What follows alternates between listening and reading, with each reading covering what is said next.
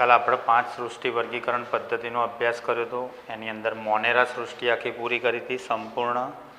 હવે સેકન્ડ નંબરની સૃષ્ટિ વિટેકરની 5 સૃષ્ટિ.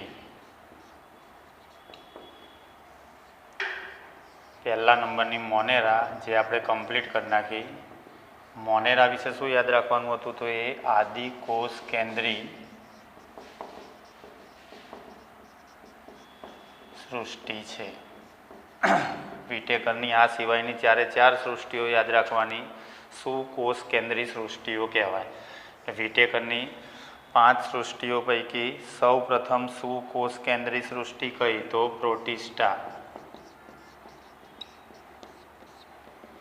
બાકીની ખરી ફૂગ સૃષ્ટિ, વનસ્પતિ સૃષ્ટિ અને પ્રાણી સૃષ્ટિ. 4 યુકેરિયોટિક સૃષ્ટિ કહેવાય. પણ પ્રોટિસ્ટા વિશે એક કોષી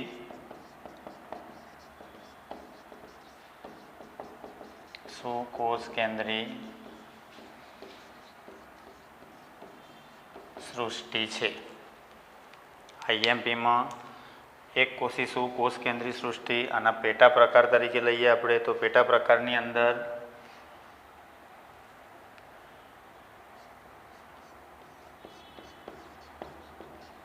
ક્રાઇસોફાઇટસ,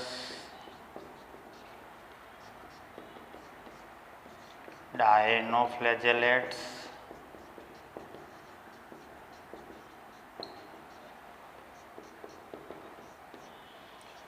યુગ્લિનોઇડ્સ,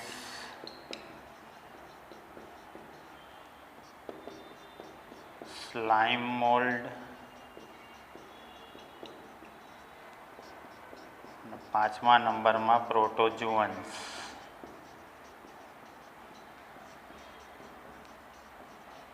અથવા તો એના પ્રજીવ તરીકે ઓળખવામાં. કેમ બેમાં ઉતારો? તો 5 વર્ગો આપણે કીધા: ક્રાઇસોફાઇટસ, ડાયનોફ્લેજેલેટ્સ, યુગ્લિનોઇડ્સ, સ્લાઇમ મોલ્ડ અને પ્રોટોજુઅન્સ. અથવા તો એનું અન્ય નામ યાદ રાખવાનું, પ્રજીવ. ક્રાઇસોફાઇટસ દરેકમાં એક્ઝામ્પલ આવશે. જેમ કે ક્રાઇસોફાઇટસની અંદર ડાયટમ્સ અને ડેસ્મિડ. ડેસ્મિડ્સના અન્ય ગોલ્ડન આલ્ગી તરીકે ઓળખવામાં આવે. આલ્ગી અથવા સોનેરી લીલ.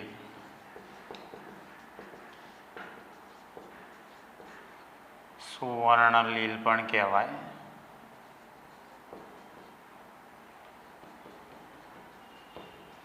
ગોલ્ડન આલ્ગીનું ઉદાહરણ આપો. 2 વર્ડ તો ઇંગ્લિશ તમારે યાદ રાખવાના જ છે. મેં કીધેલું છે પહેલાં આલ્ગી એટલે લીલ અને ફંગાઈ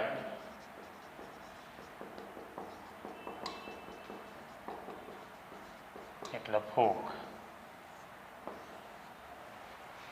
તો સુવર્ણ લીલનું નામ આપો તો ડેસ્મિડ્સ. તો ડાયટમ્સ અને ડેસ્મિડ્સ આ બંને ક્રાઇસોફાઇટસના ઉદાહરણ થયા કહેવાય. ડાયનોફ્લેજેલેટ્સની અંદર લાલ ડાયનોફ્લેજેલેટ્સ ઉદાહરણ યાદ રાખવાનું.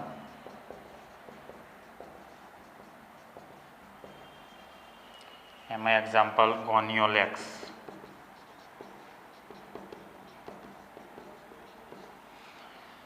અને યુગ્લિનોઇડ્સ એમાં સિમ્પલ ઉદાહરણ યુગ્લિના. સ્લાઇમ મોલ્ડમાં કોઈ ઉદાહરણ નથી. અને પ્રોટોજુઅન્સની અંદર ટોટલ 4 ઉદાહરણ: અમીબીય પ્રોટોજુઅન્સ, તો એન્ટ અમીબા. એનાથી રોગ થાય એ આગળ ભણશું આપણે રોગોવાળા ચેપ્ટરમાં. એન્ટ અમીબા હિસ્ટોલિકા આવશે. તો અમીબીય પ્રોટોજુઅન્સ અથવા અમીબીય પ્રજીવ્સની અંદર એન્ટ અમીબા આવશે. પછી કસાધારી પ્રજીવની અંદર ટ્રાયપેનોસોમા. પક્ષમધારીમાં પેરામિસિયમ. અને બીજાણુકીય પ્રજીવમાં પ્લાઝ્મોડિયમ આવશે. તો 4 ઉદાહરણ તમારે યાદ રાખવાના છે પ્રોટોજુઅન્સની અંદર, પ્રજીવની અંદર. આના કારણે ઊંઘવાની બીમારી થાય એ આઈએમપી નીટમાં પ્રશ્ન. નિંદ્રા રોગ, ઊંઘવાની બીમારી કરતા પ્રજીવનું નામ આપો એમ તો ટ્રાયપેનોસોમા કહેવાય એમ. પ્રોટોજુઅન્સમાં સમાવેશ થાય અને એનો વાહક જો યાદ રહે તો આ ટ્રાયપેનોસોમાના વાહક તરીકે એક સ્થાનેથી એના બીજા સ્થાને લઈ જવામાં નીટમાં પૂછાયો પ્રશ્ન સેત્સે ફ્લાય અથવા સેત્સે માખી દ્વારા એ એક સ્થાનેથી બીજા સ્થાને વહન પામે. જેમ પ્લાઝ્મોડિયમ માદા એનાફિલિસ મચ્છરના કારણે તો મલેરિયા રોગ થાય એ પ્રમાણે સેત્સે ફ્લાય દ્વારા વહન પામે ટ્રાયપેનોસોમા અને એના કારણે થતા રોગનું નામ આપો તો સ્લીપિંગ સિકનેસ અથવા નિંદ્રા રોગ.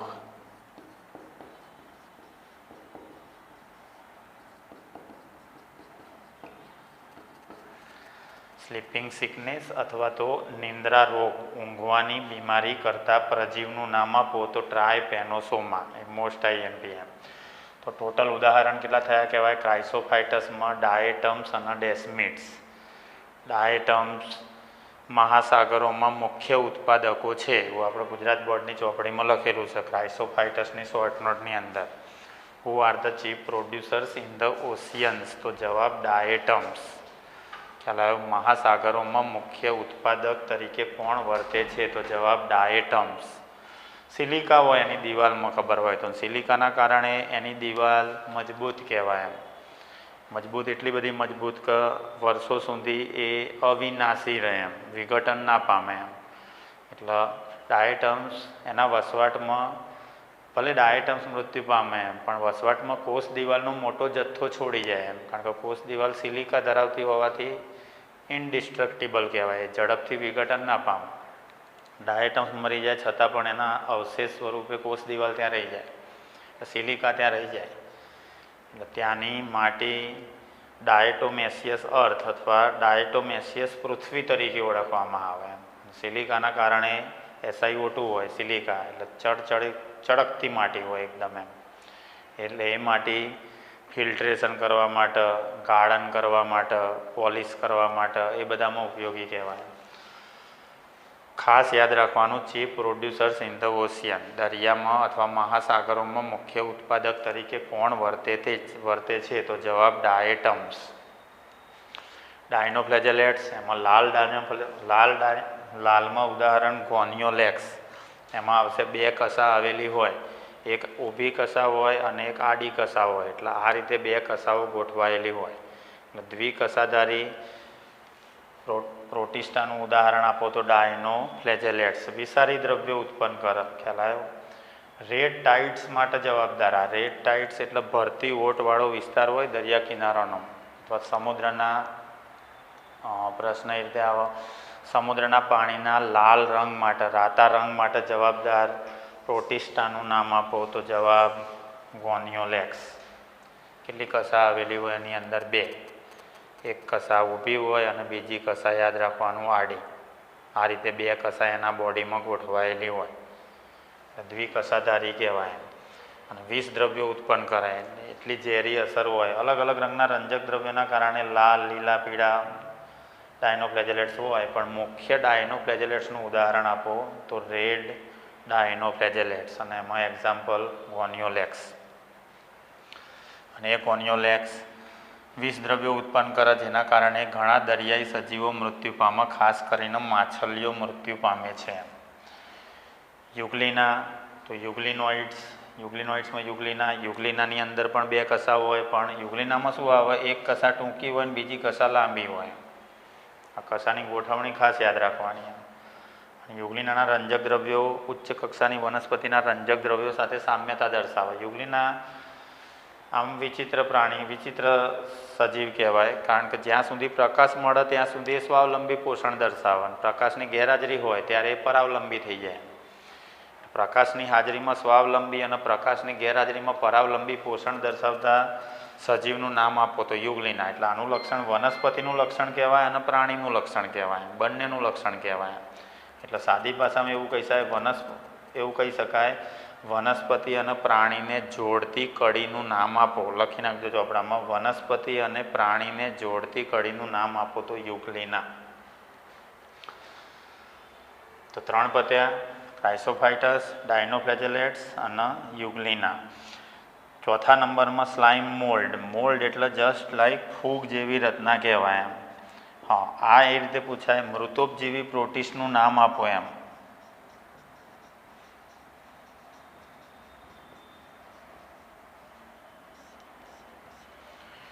મૃતોપજીવી પ્રોટિસ્ટ એટલે મૃત અથવા સડતી શાખાઓમાંથી, મૃત દ્રવ્યોમાંથી પોષણ મેળવે એને મૃતોપજીવી પોષણ કહેવાય. મૃતોપજીવી પ્રોટિસ્ટ, સ્લાઇમ, મોલ્ડ યાદ રાખવાનું. આ એકમાત્ર મૃતોપજીવી પ્રોટિસ્ટ કહેવાય. હા, યુગ્લિનોઇડ્સ, ડાયનોફ્લેજેલેટ્સ, ક્રાઇસોફાઇટસ આ બધાના પોષણમાં ખાસી એવી ભિન્નતા આવેલી હોય. યુગ્લિના છે તો યુગ્લિનામાં સેલ્યુલોઝની બદલે કોષ દિવાલમાં પેલિકલ નામનું પ્રોટીન આવેલું હોય જે એને ફ્લેક્સિબલ બનાવે, સ્થિતિસ્થાપક બનાવે. મૃતોપજીવી પ્રોટિસ્ટાનું નામ આપો તો એક જ ઉદાહરણ યાદ રાખવાનું, સ્લાઇમ મોલ્ડ. પ્રોટોજુઅન્સના ઉદાહરણ આપો. પ્રોટોજુઅન્સ એટલે પ્રજીવ.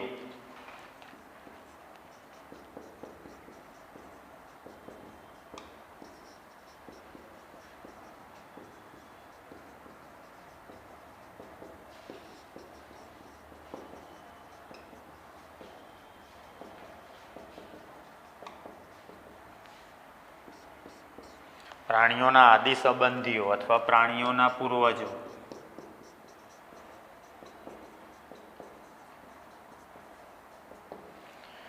પ્રાણીઓના આદિ સંબંધી કહેવાય અથવા તો પ્રાણીઓના પૂર્વજો કહેવાય. પ્રજીવ એટલે પ્રથમ અસ્તિત્વમાં આવેલ જીવ, એના પ્રોટોજુઅન્સ તરીકે ઓળખવામાં આવે. એટલે એન્ટ અમીબા, અમીબીય પ્રોટોજુઅન્સ એટલે ભાગ એવા પડશે. અમીબીય પ્રોટોજુઅન્સ તો એમાં એન્ટ અમીબા. કસાધારી પ્રોટોજુઅન્સ તો એમાં ટ્રાયપેનોસોમા. પક્ષમધારી પ્રોટોજુઅન્સ તો એમાં પેરામિસિયમ. અને બીજાણુકીય પ્રોટોજુઅન્સ અથવા સ્પોરોજુઅન્સ તો એની અંદર પ્લાઝ્મોડિયમ. તો એન્ટ અમીબા, ટ્રાયપેનોસોમા, પેરામિસિયમ અને પ્લાઝ્મોડિયમ, તો આ 4 ઉદાહરણ પ્રોટોજુઅન્સની અંદર યાદ રાખવાના. એન્ટ અમીબા, આમાં આઈએમપી વિધાને યાદ રાખવાનું કે દરિયાઈ સ્વરૂપો એમ ખારા પાણીની અંદર વસતા હોય તો દરિયાઈ સ્વરૂપોની ફરતે સિલિકા આવેલી હોય.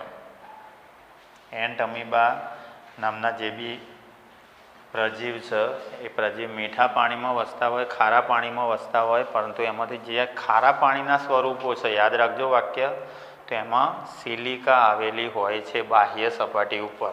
બીજું સિલિકા અહીંયા આવ્યું ક્રાઇસોફાઇટસમાં. એના કારણે એમની કોષ દિવાલ ઇનડિસ્ટ્રક્ટિબલ હોય, અવિનાશી હોય એમ ટૂંકમાં. એમ અહીંયા આગળ સિલિકા ધરાવતા પ્રજીવનું નામ આપો તો એન્ટ અમીબા. પણ એ કયા સ્વરૂપો યાદ રાખવાના? એના દરિયાઈ સ્વરૂપો એમ જે ખારા પાણીમાં વસતા હોય એ. બીજા નંબરમાં આપણે કયા કીધા? આ અમીબીય એટલે ખોટા પગ દ્વારા પ્રચલન કરે એમ. બીજા નંબરમાં કસાધારી પ્રોટોજુઅન્સ અથવા કસાધારી પ્રજીવ, તેમાં ટ્રાયપેનોસોમા. મોસ્ટ આઈએમપી આ નીટની અંદર 2 વખત પ્રશ્ન રિપીટ થયો. ટ્રાયપેનોસોમા કસાધારી પ્રોટોજુઅન્સ છે, કસા આવેલી હોય એના કારણે થતો રોગ નિંદ્રા રોગ અથવા ઊંઘવાની બીમારી. ઇંગ્લિશ શું યાદ રાખશો એનું? Sleeping sickness. અને ટ્રાયપેનોસોમાના વાહકનું નામ આપો તો સેત્સે માખી, સેત્સે ફ્લાય. ફ્લાય એટલે માખી. આ માખી કયા સમુદાયનું પ્રાણી થઈ ગયું કહેવાય? સંધિપાત. માખી સંધિપાત સમુદાયનું પ્રાણી છે એમ. એ માખી કોનું વહન કરે તો ટ્રાયપેનોસોમા. અને એ ટ્રાયપેનોસોમા માનવ શરીરમાં જાય એટલે મગજ ઉપર અસર કરે અને એના કારણે સ્લીપિંગ સિકનેસ નામની બીમારી થાય, ઊંઘવાની બીમારી થાય. અને બીજું પ્રાણીઓના આદિ સંબંધીઓ વર્ણવો એ ટાઈપનું આવે તો પણ તમારે પ્રોટોજુઅન્સનું વર્ણન કરવાનું એમ. પ્લાઝ્મોડિયમ લઈ લો તો પ્લાઝ્મોડિયમ શું થશે? તો પ્લાઝ્મોડિયમ પેરામિસિયમ. તો પેરામિસિયમ પક્ષમધારી, જેમાં કસાધારી છે એમાં પક્ષમધારી કહેવાય. શરીર ગુહાની અંદર અથવા અન્ન માર્ગમાં પોલાણ ધરાવે એમ. ખ્યાલ આવ્યો? બહારથી પાણીમાં જે બી પોષક દ્રવ્યો હોય, ઓક્સિજન હોય એ શરીરમાં પ્રવેશ, શરીરમાં ઉત્પન્ન થયેલા ઉત્સર્ગ દ્રવ્યો એ પોલાણ મારફતે શરીરની બહાર નિકાલ પામે. ટૂંકમાં પક્ષમો ધરાવતું હોય એને પેરામિશિયમ તરીકે ઓળખવામાં આવે. એક ગૌણ છે, એની અંદર કોઈ એટલું ખાસ વિધાન નથી. રોગો કરતા હોય ને એવા એક તો પ્લાઝ્મોડિયમ, ટ્રાયપેનોસોમા અને એન્ટ અમીબા. એન્ટ અમીબાના કારણે થતો રોગ, જેમ ટ્રાયપેનોસોમાના કારણે કીધું નિંદ્રા રોગ, એમ એન્ટ અમીબાના કારણે મરડો થાય.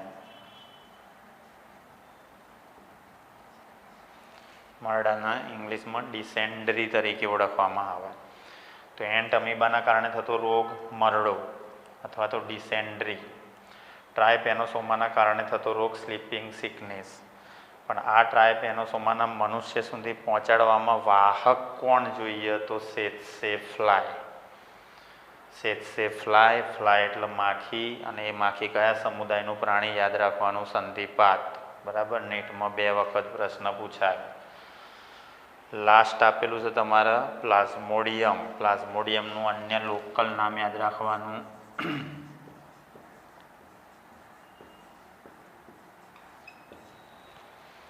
શીત જવર જંતુ.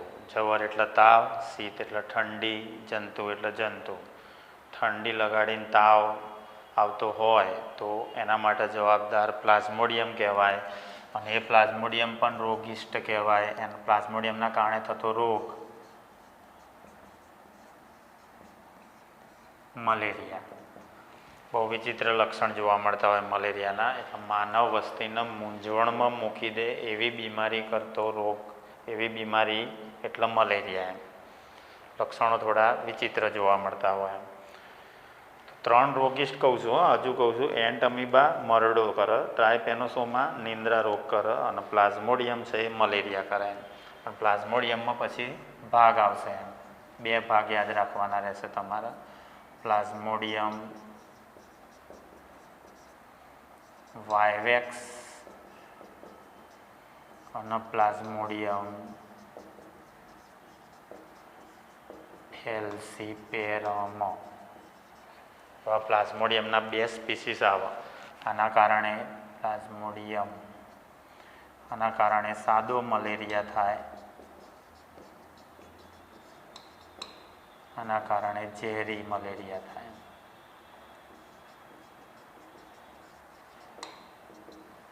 જીવલેણ મલેરિયા અથવા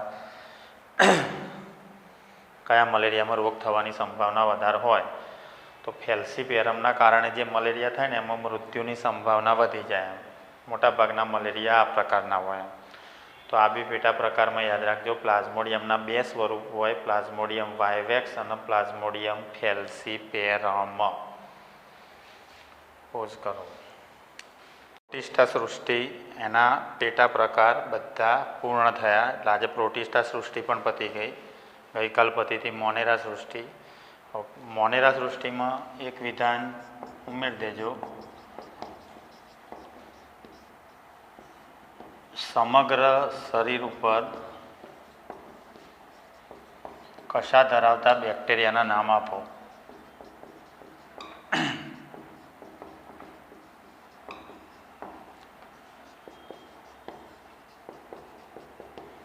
આ એક ક્વેશ્ચન ઉમેરી દેજો.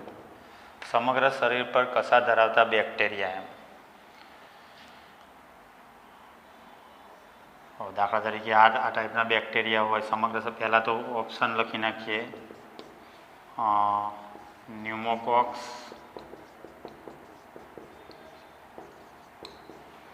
સાલ્મોનેલા, સ્યુડોમોનાસ,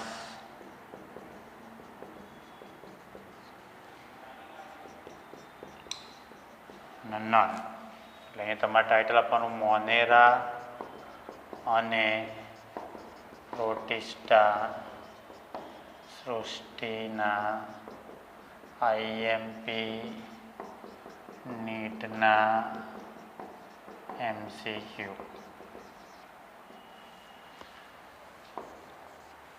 તો મોનેરા સૃષ્ટિમાં સમગ્ર દેહ પર કશા ધરાવતા બેક્ટેરિયાનું નામ આપો. આખા શરીર ઉપર કશા પથરાયેલી હોય એવા બેક્ટેરિયા યાદ રાખવાના. સાલ્મોનેલા. દંડાણુ આકાર હોય અને આખા દેહ ઉપર આ રીતે કશા પથરાયેલી હોય.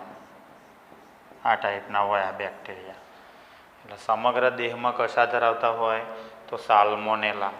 અને સાલ્મોનેલાના કારણે યાદ રહેતો રાખી લેજો, સાલ્મોનેલા ટાઇફી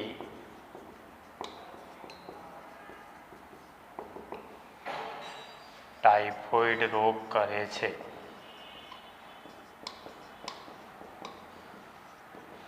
સાલ્મોનેલા ટાઇફીના કારણે થતા રોગનું નામ આપો તો ટાઇફોઇડ રોગ. અને આ ટાઇફોઇડ રોગની નિદાન કસોટી પણ ગોખી મારજો. બહુ રિપીટ થઈ.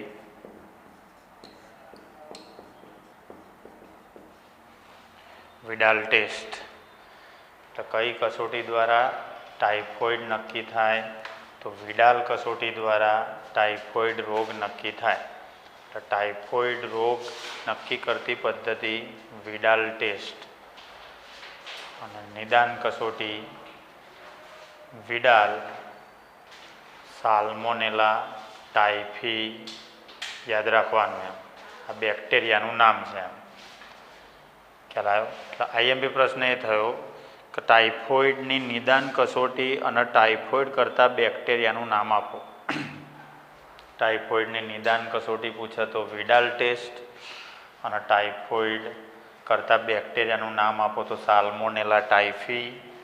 અને એનું લક્ષણ ખાસ યાદ રાખવાનું, આખા દેહમાં કશા ફેલાયેલી હોય. ખ્યાલ આવ્યો? બેક્ટેરિયાનો આકાર કે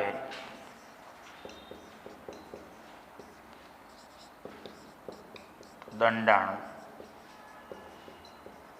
અથવા સળી આકાર, અથવા એને ઇંગ્લિશમાં કીધું બેસિલસ. તો આ પહેલો MCQ આપણે સોલ્વ કર્યો મોનેરાનો એમ. હવે પ્રોટિસ્ટાના MCQ જુઓ તમે.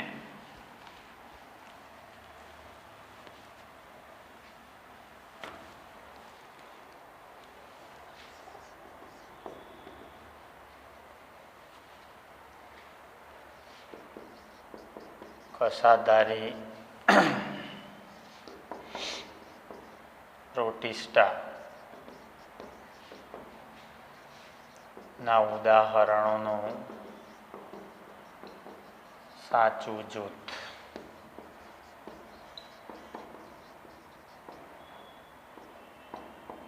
ઓળખો. કસાધારી જ લેવાના. ડેસ્મિડ, ગોનિયોલેક્સ, એનોસોમા,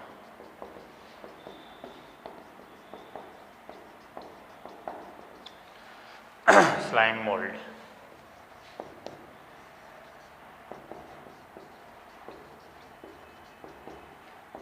ગોનિયોલેક્સ,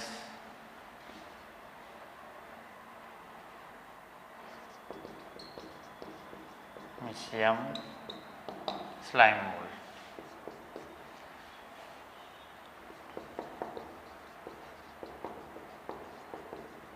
ગોનિયોલેક્સ,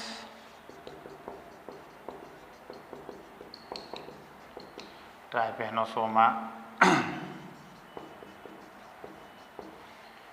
યુગ્લિના,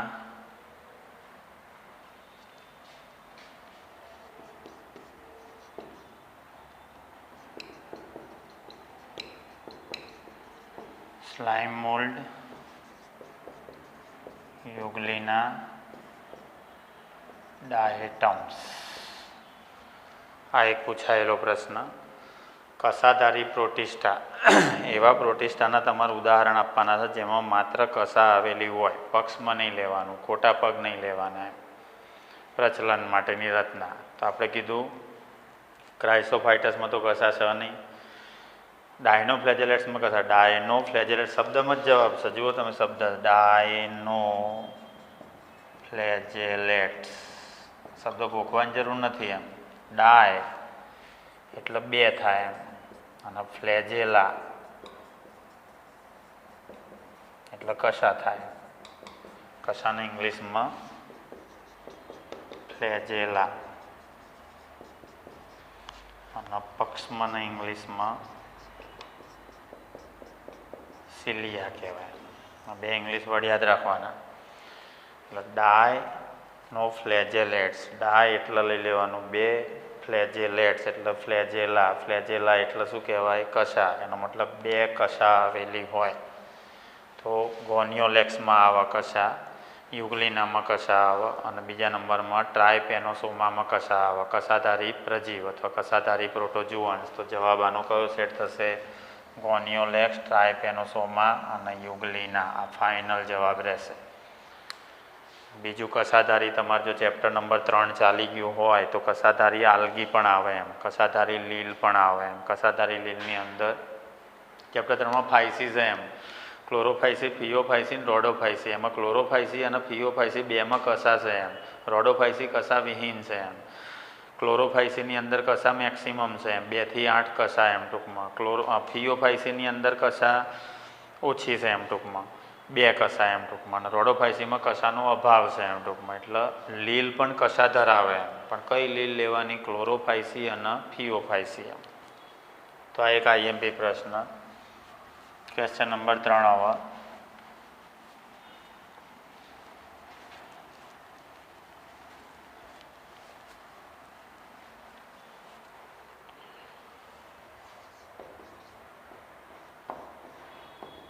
ત્રીજા નંબરનું ક્વેશ્ચન, કયા પ્રાણીમાં અથવા કયા પ્રોટિસ્ટામાં સિલિકા જોવા મળતી નથી? આ પણ પૂછાયેલું. ડેસ્મિડ, એન્ટ અમીબા,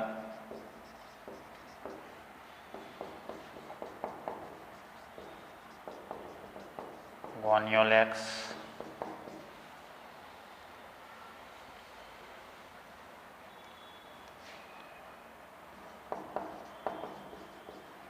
અને ડાયટમ્સ.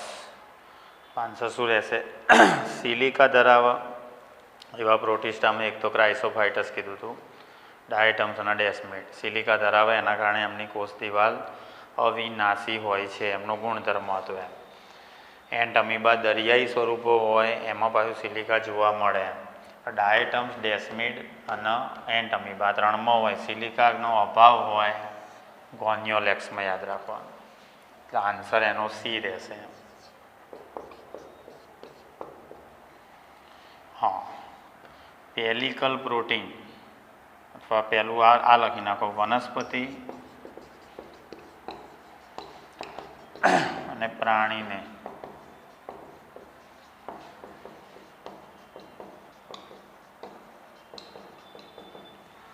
જોડતી કડીના નામ આપો એમ. વનસ્પતિ અને પ્રાણીને જોડતી કડી. તો ડાયરેક્ટ આન્સર જ લખી નાખો, ઓપ્શન લખવાની જરૂર નહીં. યાદ રાખજો, યુગ્લિના.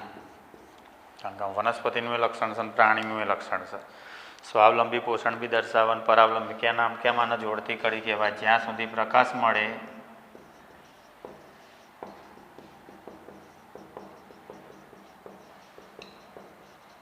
ત્યાં સુધી તે સ્વાવલંબી,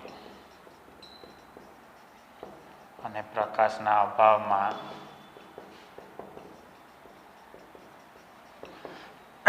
તે પરાવલંબી છે.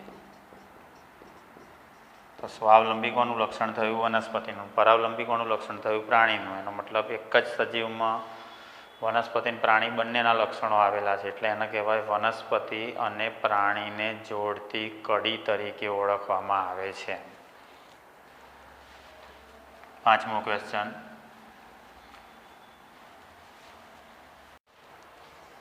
Question number 5.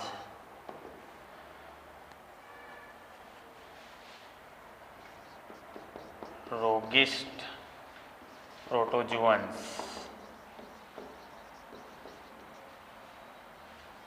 નું ના ઉદાહરણ. રોગિસ્ટ પ્રોટોજુઅન્સના ઉદાહરણ. તો એમાં ડાયરેક્ટ આન્સર રોગો કરવા માટે જવાબદાર એક તો એન્ટ અમીબા, બીજા નંબરમાં ટ્રાયપેનોસોમા,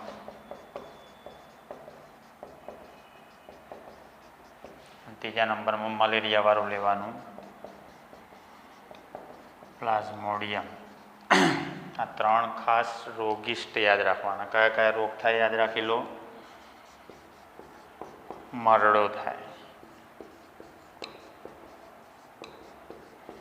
ડિસેન્ટ્રી જેને કહેવાય, ટ્રાયપેનોસોમા ઊંઘવાની બીમારી,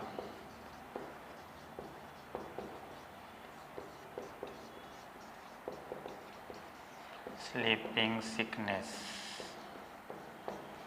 અથવા કહી શકાય નિંદ્રા રોગ, અને પ્લાઝ્મોડિયમ મલેરિયા રોગ કરે એમ. તો 3 રોગોના નામ આપણે લખી નાખ્યા. આમાં મલેરિયા રોગની અંદર તમારે એ યાદ રાખવાનું કે વાહક માદા એનાફિલિસ મચ્છર. મલેરિયા 2થી થાય ખબર હોય તો. મચ્છર બી જોઈએ અને પ્લાઝ્મોડિયમ બી જોઈએ તો જ મલેરિયા થાય. મલેરિયામાં પ્લાઝ્મોડિયમના વાહક તરીકે કોણ વર્તે છે? માદા એનાફિલિસ મચ્છર, એનોફિલિસ મચ્છર. મચ્છર છે એ બી સંધિપાતમાં આવે. સંધિપાતમાં વાહકો એવું કરીને ઉદાહરણ લખ્યું ચેપ્ટર નંબર 4માં તમારે સંધિપાત સમુદાયના ઉદાહરણોમાં. ક્યુલેક્સ, એડિસ અને એનોફિલિસ 3 વાહક છે. 3થી રોગ થાય. ક્યુલેક્સથી હાથીપગો થાય, હાથીપગો. એડિસથી ચિકનગુનિયા અને ડેન્ગ્યુ થાય, અને એનોફિલિસથી મલેરિયા થાય. ટ્રાયપેનોસોમામાં વાહક કે લખાવડાવી મેં તમને સેત્સે ફ્લાય,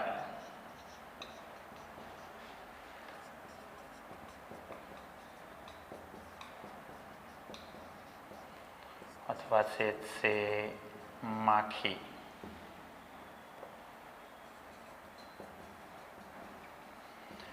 બંને આ માખી છે, આ મચ્છર છે, બંને યાદ રાખવાનું સંધિપાત સમુદાયના પ્રાણી કહેવાય. તો બંનેમાં રોગમાં વાહક તરીકે તમારે ખાસ યાદ રાખવાનું એન્ટમીબા મરડો કરે, ટ્રાયપેનોસોમા સ્લીપિંગ સિકનેસ કરે, પ્લાઝ્મોડિયમ માદા એનાફિલિસ મચ્છર મલેરિયા માટે જવાબદાર કહેવાય. તો આ 5મા નંબરનો MCQ પ્રોટિસ્ટાને લગતો પૂછાય તો.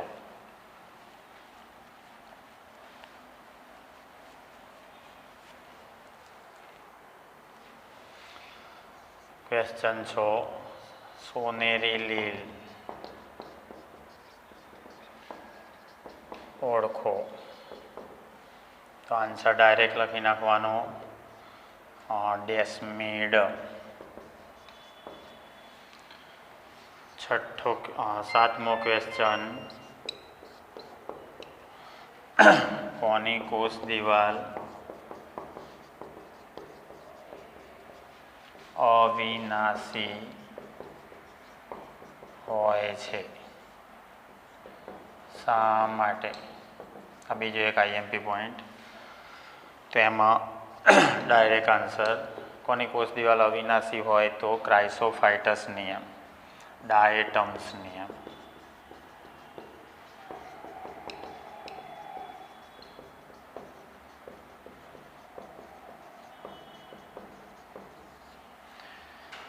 ડાયેટમ્સની કોષ દિવાલ અવિનાશી હોય છે કારણ કે તેની કોષ દિવાલમાં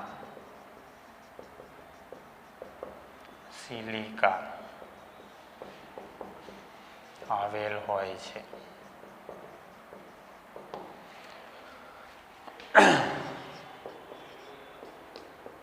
આઠમા ક્વેશ્ચનની અંદર 8મા ક્વેશ્ચનમાં તમારે યાદ રાખવાનું ચીફ પ્રોડ્યુસર્સ ઇન ધ ઓશિયન્સ અથવા મહાસાગરોમાં મુખ્ય ઉત્પાદકો તરીકે કોણ વર્તે છે? પણ ડાયરેક્ટ ઓપ્શન વગર આન્સર યાદ રાખી લેવાનો diatoms. Diatoms are the chief producers in the oceans. Diatoms દરિયામાં આવેલા મુખ્ય ઉત્પાદકો છે. બીજા નંબરમાં 10 પ્રશ્નો હું લખાવડાવું છું તમને. એટલે તમારા પ્રોટિસ્ટા સૃષ્ટિના બધા જ ક્વેશ્ચન પૂરા થઈ જાય. મુખ્ય પોઈન્ટ આટલા પોઈન્ટ કરશો તો ઘણું થઈ ગયું. હવે સ્લાઇમ મોલ્ડ અંકુરણ પામી અનેક ફૂટ સુધી લંબાયેલ વસાહત બનાવે છે, જેને શું કહે છે? તો આ બી એક પાઈએમપી પોઈન્ટ. ડાયરેક્ટ એનો આન્સર લખજો, પ્લાઝ્મોડિયા. સેલ ડિવિઝન પામા, અસંખ્ય વખત અંકુરણ પામા, એટલે સ્લાઇમ મોલ્ડમાંથી અસંખ્ય સ્લાઇમ મોલ્ડનું નિર્માણ થાય. અનેક ફૂટ સુધી લંબાયેલ સ્લાઇમ મોલ્ડ જોવા મળે એમ. તો એ ઘણી બધી સ્લાઇમ મોલ્ડ જોવા મળે અનેક ફૂટ સુધી એમ ટૂંકમાં.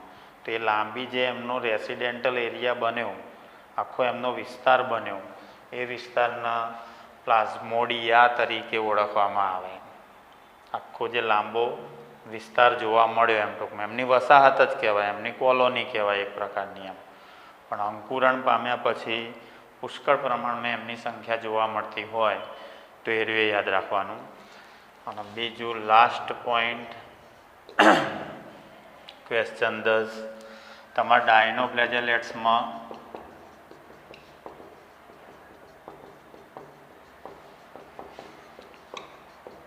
સમાવિષ્ટ ઉદાહરણ. તમારે એક જ ઉદાહરણ આપેલું છે, એક ઉદાહરણ યાદ રાખજો.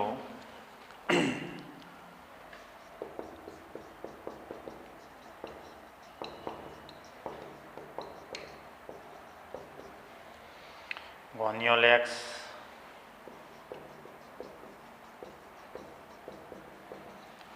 સ્લાઇમ મોલ્ડ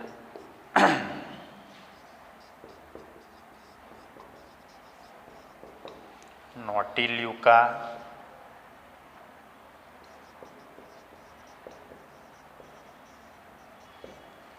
જેનું બીજું નામ દરિયાઈ ભૂત,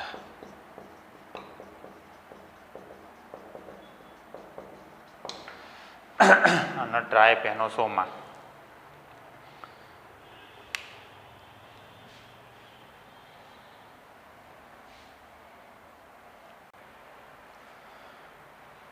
ઓપ્શન એમાં ગોનિયોલેક્સ, બીમાં સ્લાઇમ મોલ્ડ, સીમાં નોટિલ્યુકા અને ડીની અંદર એ અને સી બંને. આ ટાઈપનો પ્રશ્ન છે. તો આની અંદર જવાબ રહેશે આ. આપણી ચોપડીની અંદર ઉદાહરણ ખાલી ગોનિયોલેક્સ લખેલું છે, રેડ ડાયનોફ્લેજેલેટ્સ, લાલ ડાયનોફ્લેજેલેટ્સ. નોટિલ્યુકા એક્સ્ટ્રા યાદ રાખવાનું. ખ્યાલ આવ્યો? નોટિલ્યુકા દરિયાઈ ભૂત કહેવાય, અને આ રાત્રે અંધારામાં ચમકતું પ્રાણી કહેવાય દરિયાની અંદર એમ. એની આ પ્રાણી પોતે પ્રકાશ ઉત્પન્ન કરવાની ક્ષમતા દર્શાવે. આ લક્ષણ તમને યાદ હોય તો તમારા પ્રાણી સૃષ્ટિમાં કંકત ધરાશે એમ. લઘુ સમુદાય કોષ્ઠાંતરી પછી આપ્યો છે, સમુદ્રી અખરોટ, માત્ર લિંગી પ્રજનન જોવા મળે એમ. તો એ પ્રાણીની અંદર પણ જૈવ પ્રદીપ્યતાનો ગુણધર્મ હોય, જૈવ સંદીપ્તિ અથવા પ્રકાશ ઉત્સર્જિત કરવાની ક્ષમતા. પ્રાણી પોતે પોતાના શરીરની બહાર પ્રકાશ ઉત્પન્ન કરે, જેથી કરીને ચમકતું લાગે, એટલે દરિયામાં રાત્રે ભૂત હોય એવું લાગે, એટલે એના દરિયાઈ ભૂત તરીકે ઓળખવામાં આવે. નોટિલ્યુકા. નોટિલ્યુકા અને ગોનિયોલેક્સ બંને ઉદાહરણ યાદ રાખવાના ડાયનોફ્લેજેલેટ્સની અંદર. તો આ તમારા પ્રોટિસ્ટા સૃષ્ટિ આખી આજે પૂરી થઈ ગઈ. બરાબર? પ્રણામ.